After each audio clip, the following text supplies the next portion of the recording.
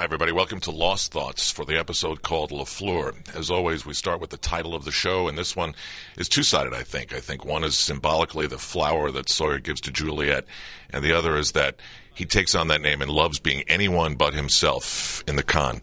Now, the episode begins with John Locke also symbolically seeing the light at the end of the tunnel. He is drawing us near the end of the game, and then the statue, as the island takes us back and continuously reveals itself, is standing there for everyone to try and figure out what that long-haired guy is to the island. And then John locks, ironically, the island in time, and everybody finds themselves in the 70s.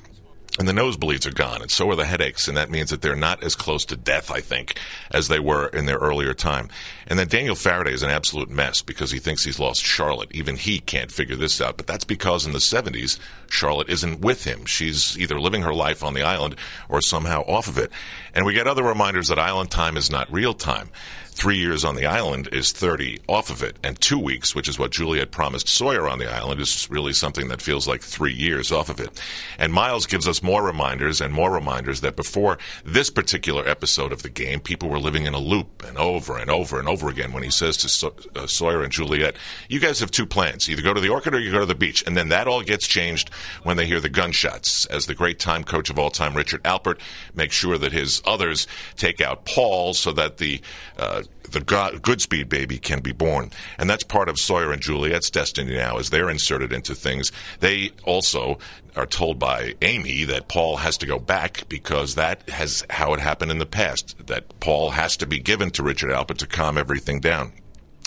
And then finally we find out that Juliet's destiny was not to come to the island and try and help Ben. Juliet needed to be there to have Amy's baby. And you see that realization on her face, like, wow, this is what I was meant to come here and do.